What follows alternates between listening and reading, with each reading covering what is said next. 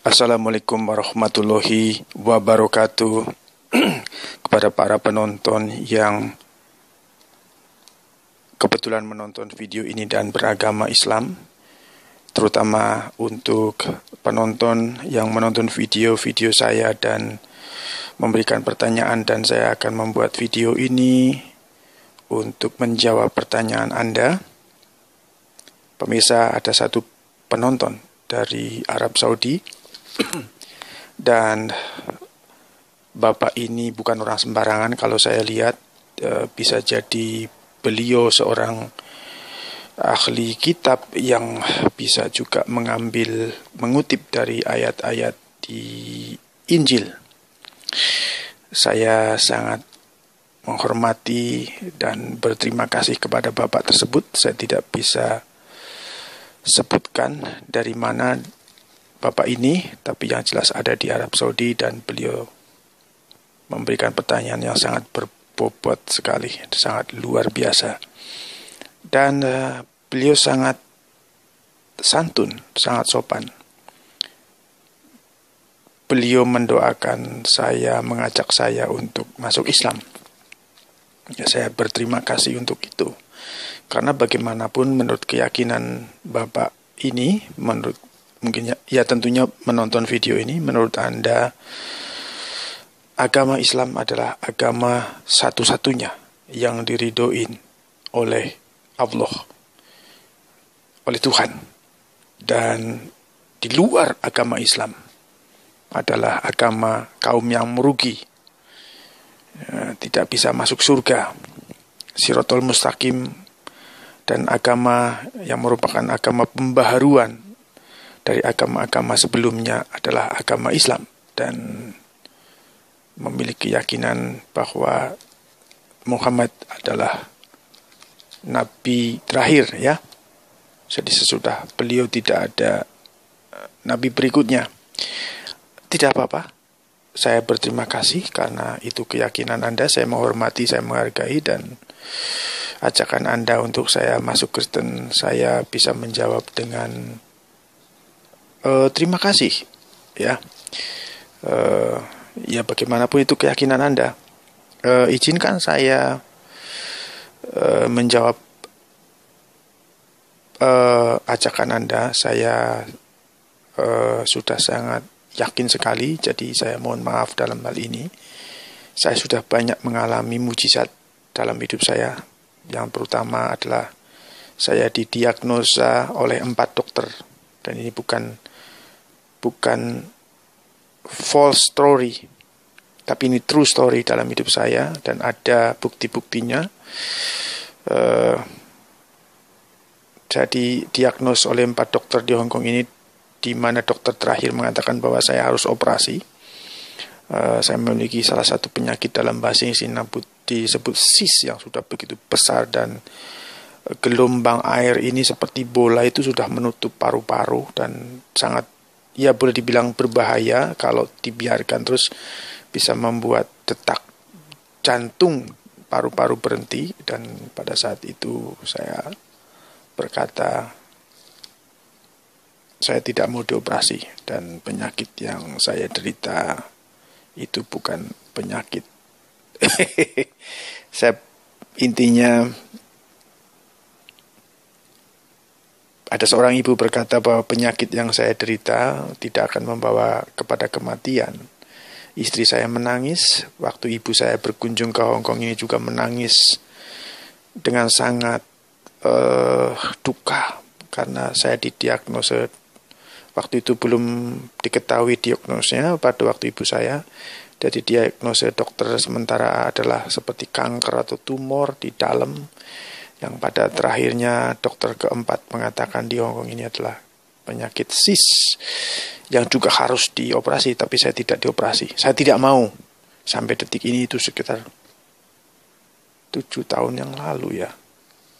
7 tahun, 8 tahun yang lalu saya tidak mau banyak sekali mujizat yang terjadi dalam hidup saya dan saya sehat kuat sampai detik ini dan saya tahu benar-benar pasti bahwa sakit penyakit itu tidak membawa kematian tetapi membawa kemuliaan bagi Tuhan.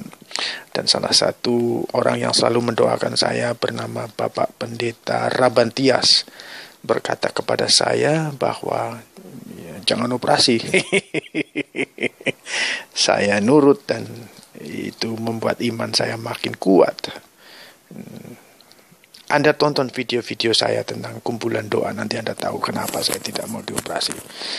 Dokter bisa berkata kepada Anda dan kepada saya, usia Anda cuma tinggal 7 hari. Tapi dokter di atas, ya kita menghormati dokter di dunia ini ya, tapi kita punya dokter di atas segala dokter.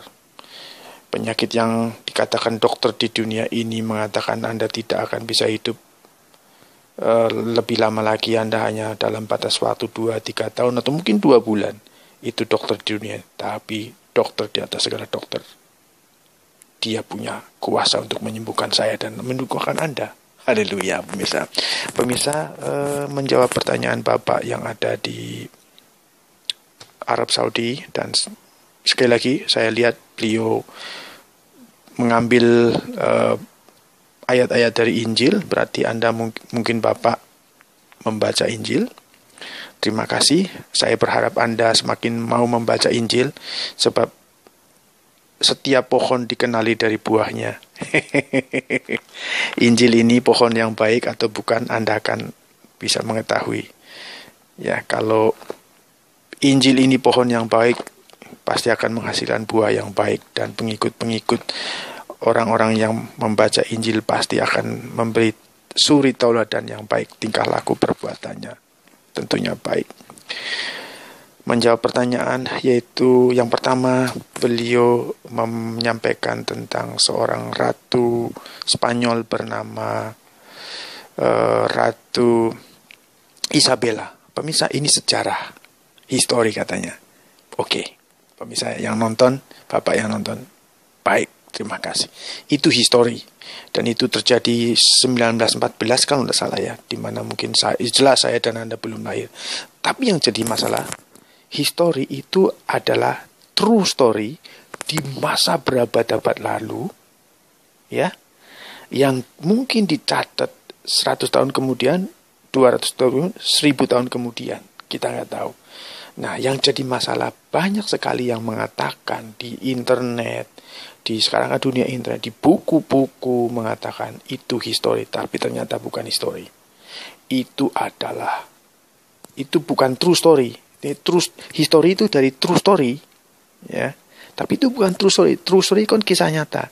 Ini bukan kisah nyata, tapi false story, yaitu kisah palsu, sejarah palsu, pemirsa, yang fungsinya untuk memecah belah umat beragama. Itulah keahlian. Jadi ahlinya pembuat pemecah belah, baik antar kerukunan umat beragama maupun sesama umat beragama. Jadi jangan Anda berpikir bahwa orang Kristen tidak bisa ribut dengan orang Kristen. Oh, pendeta sama pendeta bisa gontok-gontokan, bisa ribut. Itu karena siapa dalangnya? Iblis, Lucifer dan antek-anteknya. Dia pembuat, pemicu keributan, penghasut, pemecah belah, Lucifer. Anda lihat ada 3 malaikat. Malaikat Gabriel atau Jibril, malaikat Mikael, dan malaikat Lucifer. Malaikat Jibril pembawa pesan Tuhan untuk disampaikan kepada umat manusia. Malaikat Mikael adalah malaikat panglima tentara, jenderalnya perang, pemimpin perang. Dan malaikat Lucifer, dia seorang penyembah, malaikat pemimpin penyembah, dan dia jatuh. Nah, Lucifer ini, Lucifer tidak suka pada waktu saya ngomong seperti ini bikin di video, pemirsa. Lucifer adalah dalang pemecah belah. Jadi Anda ribut di keluarga Anda, suami istri, ada yang nggak rukun, ada yang nggak setia, ada yang nggak benar, banyak terjadi perpecahan di rumah tangga sampai tercerai-berai dan akhirnya bercerai. Siapa dalangnya? Lucifer dan antek-anteknya. Kisah Ratu Isabella ini, silakan Anda percaya apakah itu true story atau history. True story atau history atau false story maksudnya. History adalah true story ya, yang terjadi di masa lalu. Tapi yang false story adalah cerita dibikin-bikin yang gunanya, fungsinya untuk menghasut. Itu terjadi, dicatat oleh banyak orang yang otaknya dikuasai roh-roh jahat untuk memecah belah. Tidak hanya perbedaan agama, umat yang berbeda agama, yang seagama. Anda bisa lihat pemimpin-pemimpin yang satu pegangan Injil atau pegangan buku yang lain, mereka ribut. Beda tafsir atau ribut, segala macam keributan penyebab. Dan itu penyebabnya dalangnya iblis, Lucifer. Nah, Anda, Bapak yang menonton video ini, Anda silakan menilai sendiri apakah kisah atau sejarah Ratu Isabella di Spanyol itu benar-benar kisah nyata atau kisah palsu, penghasut, untuk menghasut pemecah belah antar kerukunan beragama. Di situ dikisahkan bahwa Ratu Isabella adalah ratu yang lahir sejak kecil seorang Kristen dan membinasakan orang-orang di luar Kristen. Silahkan Anda, saya nggak bisa memaksa Anda untuk mengatakan, untuk mempercayai bahwa itu false story.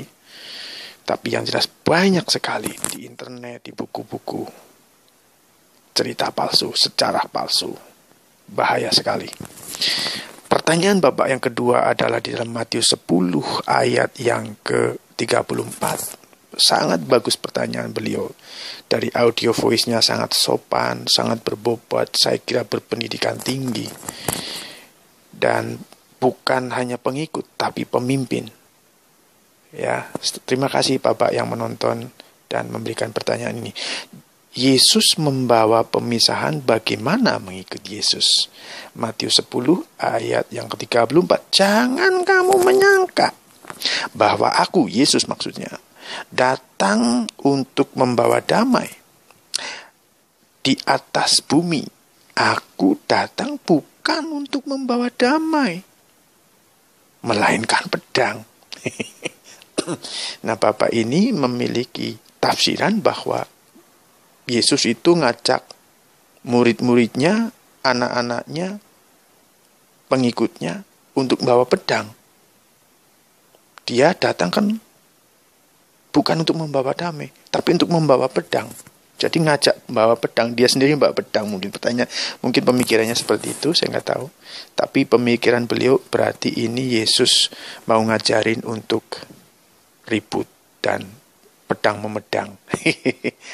Yang jelas pemirsa, di sini dimaksudkan adalah memang kedatangan Yesus Kristus ke muka bumi ini membawa perdebatan dan menimbulkan perpecahan. Ini sejarah nyata. Ini yang dinamakan history, true story. Sejak Yesus lahir sampai terpaku di atas kayu salib. Ada yang mengatakan itu bukan Isa Al-Masih. Goblok yang mempercayai Yesus Kristus itu yang terpaku di atas kayu salib. Buku yang saya pegang mengatakan itu Yudas yang diserupakan dengan Yesus, dengan serupakan dengan ini. Lawang Tuhan kok disalib, lawang Tuhan kok mati, goblok. Ya enggak apa-apa, kalau Anda orang Kristen jangan marah. Memang ketuhanan Yesus Kristus itu misteri. Nah, pemirsa dan Bapak yang memberikan pertanyaan, sama sekali Yesus tidak pernah mengajarkan untuk siapa menyerang Orang Kristen dengan pedang, lawan balik dengan pedang. Bunuh ganti dengan membunuh. Nyawa ganti nyawa, gigi ganti gigi, mata ganti mata. Mata benjol, mata benjot, mata berdarah ganti dengan mata berdarah. Artinya lawan balik. Yesus Kristus datang ke muka bumi tidak pernah mengajarkan, bahkan Yesus mengajarkan. Lu Tuhan kok ngajarkan apa yang saya? Yesus berkata, kasihanilah Tuhan Allahmu dengan segenap hatimu, dengan segenap jiwamu, dan dengan segenap akal budimu, dan kasihanilah sesamamu manusia seperti dirimu sendiri. Nah, ini Yesus yang berkata. Yesus menginginkan umat Kristen untuk mengasihi Tuhan dan mengasihi sesama seperti diri kita sendiri, pemirsa. Jadi tidak mungkin di dalam Injil sedak Yesus Kristus datang ke muka bumi mengatakan ada iman, ada pengharapan, dan ada kasih. Yang terbesar adalah kasih. Dan kasih dan Allah dan Tuhan itu adalah kasih, pemirsa. Jadi bagaimana mungkin untuk mengasihi sesamamu manusia seperti dirimu sendiri, terus kemudian kalau dipukul ganti mukul, ditampar pipi. Nah, Bapak mengatakan kepada saya, bertanya kepada saya dengan logika yang nggak mungkin, goblok lah kalau gitu, nggak mungkin bisa. Kalau ditampar pipi kiri, terus kemudian diberikan pipi kanan, saya nggak ngajak. Bapak sangat sopan, nggak bermaksud berdebat. Terima kasih. Anda berkata tidak mungkin, buat saya mungkin. Karena memang bagi Tuhan tidak ada yang mustahil. Orang-orang Kristen adalah orang-orang yang bagi dunia mustahil, bagi anak-anak Tuhan. Bukan berarti anak-anak Tuhan beranak brojol. Enggak. Pemirsa dan Bapak yang bertanya kepada saya, Yesus Kristus jelas mengajarkan, kalau kamu ditampar pipi kanan, berikan pipi kiri. Maksudnya apa? Supaya tidak tampar-tamparan. Kalau Anda ditampar, ganti nampar. Itu akan berakhir dengan saling tampar-tamparan terus. Tidak hati intinya, dan itu tidak diinginkan oleh Tuhan Yesus Kristus. Masalah ketuhanan Yesus Kristus, saya tidak ragu-ragu berdasarkan Injil. Bapak yang memberikan pertanyaan kepada saya, sehingga ya saya hanya bisa berterima kasih Anda sudah mengajak saya masuk Islam, tetapi saya berpegang kepada Injil dengan kokoh bahwa di bawah kolong langit ini tidak ada nama lain yang bisa menyelamatkan, hanya nama Yesus Kristus Tuhan, di mana orang mati bisa dibangkitkan, orang sakit disembuhkan, orang tuli mendengar, mata buta melihat, bisu bisa berkata-kata. Hanya nama Yesus Kristus yang bisa berbuat mujizat oleh nama Yesus Kristus, oleh Yesus Kristus sendiri. Pemirsa yang beragama Kristen, Shalom. Terima kasih Anda mau menonton video ini dan berlangganan video-video saya. Saya akan menyampaikan pesan untuk Anda yang beragama Kristen dan siapa saja yang mau dan percaya dengan pesan ini. Tahun 2017 adalah tahun peperangan rohani. Musuh kita bukan sesama manusia, tetapi musuh kita adalah Lucifer. Dialah yang akan menyerang Anda menggunakan media apa saja, terutama media sesama. Jadi mari kita semakin dekat di tahun 2017. Semakin dekat. Saya akan berdoa saat ini. Pemirsa, Anda yang beragama Kristen atau siapa yang mau tumpangkan tangan ke atas layar video ini, percayalah bahwa 2017 kita tidak akan terjatuh. Iman kita tidak akan terjatuh. Petrus berkata, Tuhan, aku siap untuk dipenjara bahkan aku mati. Petrus berlaku sombong sekali. Dan Yesus berkata, oh Petrus, ketahuilah bahwa engkau akan menyangkal aku sebelum ayam berkokok 3 kali. Jadi mari kita jangan sombong, tapi mari kita selalu berdoa. Jangan merasa kita bahwa iman kita kuat. Kita semua hanya ada satu. Berdoa dan berjaga-jaga. Bapa di sorga, di dalam pribadi Tuhan Yesus Kristus. Kami mengucap syukur bahwa Engkau memanggil kami sebagai anak-anak-Mu dan kami memiliki hubungan yang karib dengan Engkau. Tumpahkan tangan para penonton. Di dalam nama Yesus Kristus kami berdoa mengucap syukur buat video ini. Kami berdoa untuk para penonton yang menonton video ini di tahun 2017 adalah tahun kami menyeberang jembatan. Tahun di mana kami seperti menyeberang jembatan, di mana jembatan itu bagaikan satu rambut dibelah 7, betapa susah. Tuhan Yesus Kristus, kami mohon penyertaan-Mu di tahun 2017 ini Tuhan. Kami tahu bahwa Lucifer akan menggunakan agen-agennya untuk memancing marah kami di kantor, di rumah, di dalam pertemanan, di dalam gereja, atau bahkan menggunakan orang yang lain untuk menakut-nakuti, bahkan untuk berusaha membinasakan gereja-gereja Tuhan dengan bom dari pihak-pihak lain Tuhan. Kami tutup bungkus diri kami, istri kami, anak-anak kami, suami, para penonton, orang-orang yang terkasih dengan darah Tuhan Yesus Kristus yang kudus. Demikian juga untuk gereja-gereja Tuhan yang akan mengalami banyak ditakut-takuti oleh Lucifer Bapa dan antek-anteknya, roh-roh jahat, iblis, setan-setan dan antek-anteknya menggunakan media apa saja, menakut-nakuti dengan bom. Ketahuilah para penonton, Yesus Kristus berkata, janganlah kamu takut terhadap apa yang bisa membunuh tubuh tetapi tidak bisa berbuat apa-apa kemudian. Tetapi takutlah kepada Tuhan Allah yang bisa membunuh dan tidak hanya itu bisa melemparkan ke neraka. Mari kita takut akan Tuhan. Kita takut, kita benar-benar gentar. Kita tidak mau membuat Dia kecewa dengan kita menikmati perbuatan dosa. Dalam nama Yesus, lepaskan kenikmatan dosa dari kehidupanmu penonton. Dalam nama Yesus, engkau terlepas dari tabiat berbuat dosa. Dalam nama Yesus, terlepas dalam nama Yesus. Dalam nama Yesus. Pemirsa, ikutin doa saya. Tuhan Yesus Kristus, aku tahu aku orang berdosa. Aku mohon kepadamu Tuhan, ampuni semua dosa-dosaku dan basuh dosa-dosaku dengan darah suci, darah kudus-Mu ya Yesus. Dan pada saat ini Yesus Kristus, aku mau menerima Engkau sebagai Tuhanku dan Juru Selamatku sejak detik ini sampai selama-lamanya. Berikan aku kekuatan Tuhan dan kemenangan.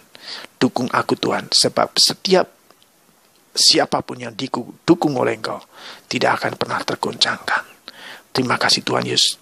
Bapa, penuhi aku dengan Roh Kudus-Mu sehingga aku bisa mengasihi Engkau Tuhan Yesus Kristus dengan segenap hati, jiwa, dan kekuatan dan akal budi, juga mengasihi sesama manusia seperti diri kami sendiri. Di dalam nama Tuhan Yesus Kristus Bapa, kami berdoa pada waktu di kantor nanti Tuhan, mungkin atasan atau bawahan kami berusaha memancing marah kami, tetapi kami akan terrefleks membalas dengan kasih. Sebab pada iman ada pengharapan dan ada kasih. Yang terbesar adalah kasih. Dan Engkau Tuhan Yesus Kristus, Engkau Tuhan yang menciptakan segala sesuatu ya Bapa. Alam semesta ini adalah kasih. Di mana ada kasih, di situ ada damai sejahtera, ada kemerdekaan, dan tidak ada ketakutan. Terima kasih Bapa. Dalam nama Tuhan Yesus Kristus yang Engkau memberkati semua penonton yang menonton video ini, dan sampai ke tempat penyeberangan jembatan itu, tempat tujuan dengan selamat. Kami bisa menikmati sekitar bulan Maret, April 2018 kami sudah ada di penyeberangan jembatan. Tahun di mana kami mendapatkan banyak sekali kemurahan dan anugerah untuk selanjutnya di bulan-bulan dan tahun-tahun kemudian. Tahun 2017 Tuhan adalah tahun peperangan rohani di mana Lucifer dan antek roh jahat, iblis-iblis hendak berusaha menghancurkan kehidupan kami, pertemanan kami, persaudaraan kami. Kami katakan Tuhan, berikan kami mau untuk berdoa, bergaul karib dengan Engkau, lebih dekat dengan Engkau. Dalam nama Tuhan Yesus Kristus Bapa kami berdoa, ucap syukur, haleluya, amin. Amin, amin. Diberkatilah engkau para penonton yang menonton video ini dari kota internasional, diberkati berlimpah-limpah oleh Tuhan Yesus Kristus bagi saya dan bagi Anda berlimpah-limpah. Amin, amin, amin. Jangan lupa Anda menonton video-video yang lain dan terima kasih Anda sudah berlangganan video-video saya. God bless you.